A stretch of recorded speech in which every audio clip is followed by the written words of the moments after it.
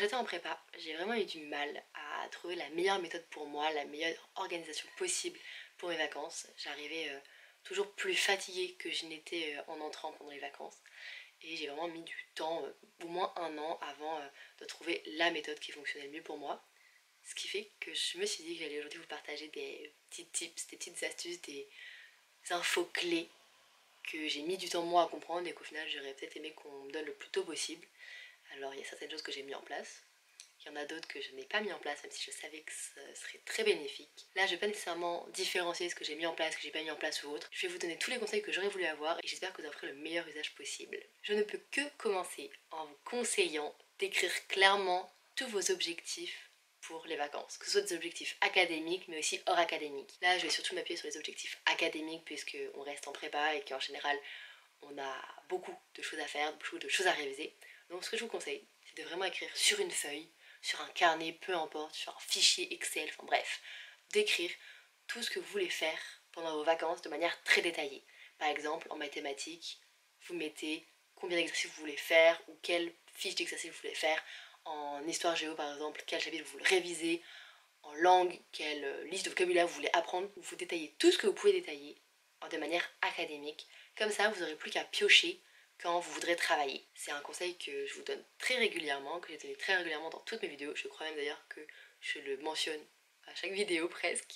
Mais c'est très important, c'est très utile et ça vous enlève un poids parce que une fois que c'est écrit noir sur blanc, eh bien c'est plus simple de s'en rappeler. C'est un peu, vous sortez tout de votre tête, c'est sur papier et c'est plus simple de s'y retrouver. Après, à vous de choisir comment vous voulez fonctionner pendant les vacances. Si vous voulez piocher au fur et à mesure, si vous voulez faire des to-do list par jour, par semaine, vous choisissez, mais juste, ce que je vous conseille, c'est vraiment de tout écrire à plat pour que ce soit plus clair et que vous ayez un peu une ligne directrice. Alors évidemment, restez raisonnable sur cette to-do list, même si c'est les vacances et qu'on a envie de rattraper tout notre retard, l'objectif, c'est pas que vous vous sentiez submergé par cette to-do list et que vous ayez l'impression qu'elle soit impossible à faire. Il vaut mieux que vous rajoutiez des éléments au fur et à mesure parce que vous avancez beaucoup plus vite que ce que vous pensez, plutôt que vous arriviez à 3 jours de la fin des vacances et vous vous dites « Merde, j'ai pas tout fait ». Donc vraiment, restez raisonnable et profitez néanmoins quand même de ces vacances pour vous mettre à jour, c'est le plus important. Mettez-vous à jour pour éviter d'accumuler du retard. Et si vous pouvez, réviser les chapitres que vous avez pu voir avant. Ça vous sera très utile parce qu'en revoyant régulièrement, ça reste en mémoire plus facilement. Et si vous êtes comme moi et que vous avez plutôt une mémoire sur du court terme pour tout ce qui est information économique, vraiment vous remercierez parce qu'en revoyant régulièrement aux vacances des chapitres que vous avez vus de début de première année ou de deuxième année, eh bien quand vous arrivez au concours, c'est plus facile, il y a des choses qui vous ont marqué et qui restent plus facilement. Je vous ai parlé là d'une to-do list académique, mais n'hésitez pas à mettre des choses non académiques comme voir vos amis, voir votre famille, aller faire du sport ou autre. Deuxième conseil, ranger, trier, organiser. Je pense que ça peut pas être plus clair. Vous prenez tous vos cours de la période, vous les mettez dans tous les bons classeurs, vous jetez ce qu'il y a à jeter, vous classez ce qu'il y a à classer, vous remettez ensemble ce qui doit être remis ensemble. L'objectif c'est qu'en commençant vos vacances, vous sachiez que tout est à sa place et que vous trouverez très facilement tout ce dont vous cherchez. Parce qu'on a la flemme de le faire à la fin des vacances. Parce qu'au début des vacances, c'est le moment où tout est hyper frais, où on est le plus à même de tout ranger. Et une fois que vous avez rangé, vous pouvez vous dire « Ok, je mets la période qui vient de passer derrière moi, j'ai tout trié, maintenant je peux me concentrer sur mes révisions, mon travail à faire et avancer. » Faites ça pour vos cours, donc rangez vos cours, mais rangez aussi votre espace de travail, votre chambre, votre appart, que sais-je. Rangez tout, triez tout, lavez tout, parce que ça fait toujours du bien de recommencer sur de nouvelles bases, sur du propre. On se laisse très facilement aller quand on est en pleine période de travail, en pleine période de prépa. Du coup, profitez de chaque moment où vous avez du temps pour ranger et trier, pour le faire. Comme ça, si vous faites ça au début de vos vacances, vous rentrerez après les 2 semaines dans un appartement ou une chambre qui est super propre, super rangée. Comme ça va vraiment vous donner envie, ou du moins le maximum envie possible, de revenir là-bas et de retourner travailler dans un espace propre, sain, où tout est organisé, parce qu'on dit bien, quand c'est le bazar dans ta chambre, c'est le bazar dans ta tête. Donc si ta chambre est rangée, si ton appart est rangé, ça peut à peu près aller dans ta tête. Ensuite, pour sortir du domaine, disons, académique, mais rester sur un conseil très important et vraiment majeur, dormez. Dormez, je le dis à chaque vidéo, j'ai l'impression. Mais c'est un conseil qui est extrêmement important, mais qu'on a extrêmement tendance à oublier aussi quand on est en prépa. Donc vraiment, dormez. Le premier week-end, souvent on est en vacances du coup le vendredi soir. le samedi matin, dormez. Le dimanche matin, dormez. Profitez de ce moment de pause pour dormir sans culpabiliser. Parce que je sais que c'est très facile de commencer à culpabiliser quand on dort. Moi la première, j'ai énormément de mal, surtout en première année, à m'accorder de vraies nuits. Donc là, c'est le moment. Même si vous n'arrivez pas à faire des grasses matinées, parce que peut-être que vous n'aimez pas ça, vous n'êtes pas réglé pour ça, moi c'est le cas, j'aime pas énormément faire de grasses matinées, et bien juste faites de vraies nuits, couchez-vous un peu plus tôt, ou alors dites-vous, cette nuit je dors 8 heures, et autorisez-vous le matin si vous voulez, juste à traîner un peu dans votre lit, lire dans votre lit, regarder un film dans votre lit le matin, ça vous fera énormément de bien. Il est inévitable d'accumuler du sommeil en retard en prépa, c'est un fait, les personnes qui dorment super bien en prépa et qui accumulent pas de sommeil, vraiment dites-nous comment vous faites, parce que moi j'aurais bien aimé le savoir et je pense que les générations d'après aimeraient le savoir. C'est toujours compliqué de rester en forme en prépa et donc vraiment dormez pour repartir sur de meilleures bases, surtout les premières vacances de chaque année, parce que soit vous vous remettez dans le rythme de prépa et c'est tout le temps dur de passer d'un rythme de grandes vacances à un rythme de prépa, donc en fait pendant tout ce premier mois et demi, eh bien vous pouvez galérer d'un point de vue sommeil, et encore plus si juste vous venez de rentrer en prépa, parce que c'est un rythme qui est tellement différent de ce que vous pouviez avoir en vacances et surtout au lycée, que c'est très fatigant et donc souvent les premières vacances sont extrêmement attendues pour dormir et donc ne vous privez pas de dormir. Alors après évidemment ne commencez pas à paniquer si vous n'arrivez pas à dormir. Par exemple les vacances de Noël, c'est toujours compliqué de bien dormir et on revient en prépa souvent plus fatigué que quand on est parti. Parce que à Noël avec les repas de famille, les fêtes, le nouvel an, c'est toujours très compliqué de dormir parce qu'on se dit qu'il faut dormir, qu'il faut travailler, qu'il faut voir la famille et au final on se rajoute presque inconsciemment ou consciemment du stress tout seul qui nous empêche encore plus de dormir. En tout cas, moi c'était le cas. Et donc si vous êtes comme moi, c'est pas grave.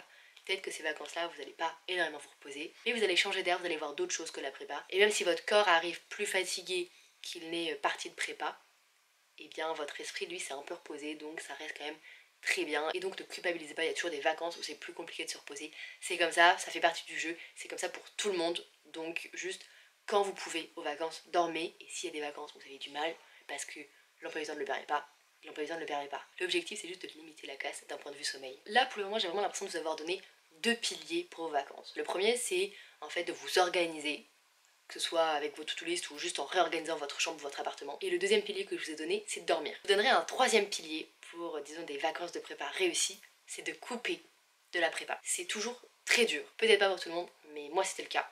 C'était très dur de couper de la prépa. Je restais dans la prépa, surtout qu'en plus, sur 2 semaines, je passais souvent une semaine chez mes parents et une semaine dans ma résidence étudiante pour travailler. Donc je ne coupais pas réellement. Et ça peut porter préjudice de ne pas couper de la prépa. Parce que si vous restez tout le temps la tête dans le guidon, si vous restez tout le temps dans cet univers prépa, vous ne reprenez jamais votre souffle. C'est comme si vous étiez toujours en apnée. C'est comme si vous faisiez un marathon en apnée.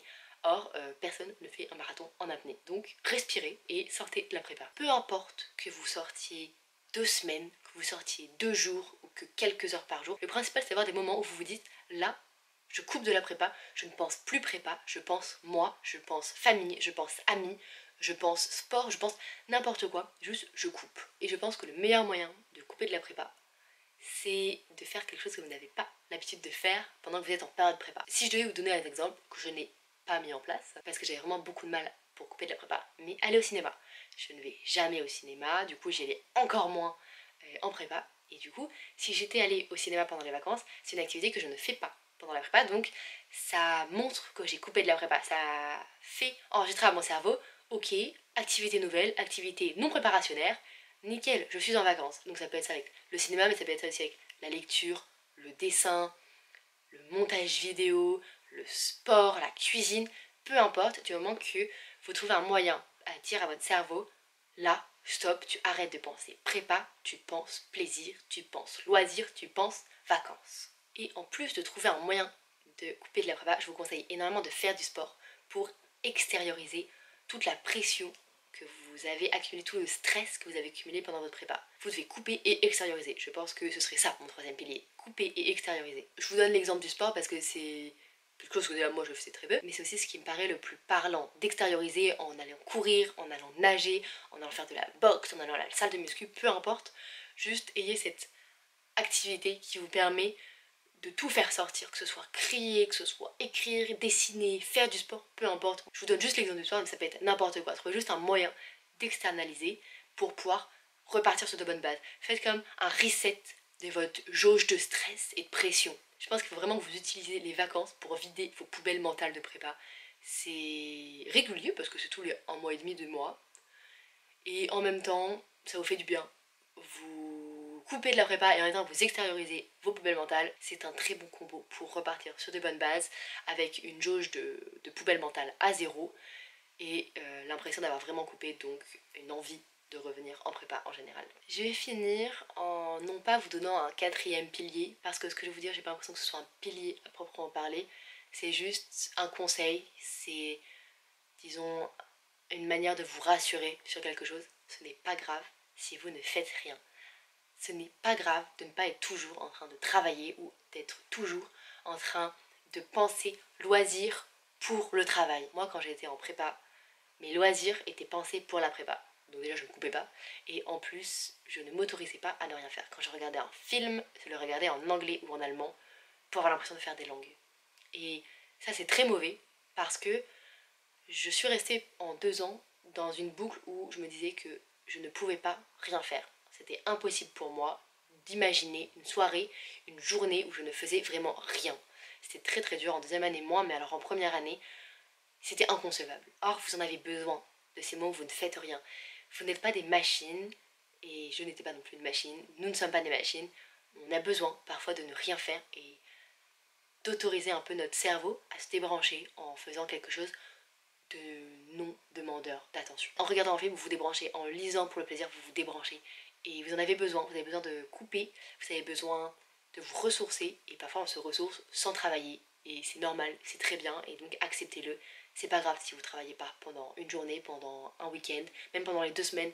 Vous n'êtes pas obligé de travailler, c'est juste vous et vous. Le principal, c'est qu'à la fin de vos 2 semaines, vous arriviez en ayant l'impression d'avoir travaillé, si vous avez envie de travailler, en ayant l'impression de vous être reposé, d'avoir trouvé un bon équilibre entre votre travail et votre repos. Et c'est vraiment le plus important. Donc vraiment, ne culpabilisez pas de ne rien faire pendant une soirée, une journée, un week-end. C'est pas grave. Et même d'ailleurs, soyez égoïste. Prenez-vous une soirée, une journée pour vous tout seul, où vous mangez votre plat préféré, où vous regardez votre film préféré, où vous faites ce que vous aimez le plus. Et soyez égoïste, faites-le tout seul. C'est pas grave si votre famille veut vous voir, c'est pas grave si vos amis veulent vous voir. Profitez de ce moment où vous êtes vraiment avec vous. Parce qu'en prépa, en réalité, on a parfois du mal à prendre du temps rien que pour soi. On est toujours avec quelque chose dans la tête, la prépa dans la tête, et là, autorisez-vous un week-end, une journée, une soirée, peu importe, quelques heures pour vous, avec vous-même, à faire ce que vous kiffez, et ça vous fera énormément de bien.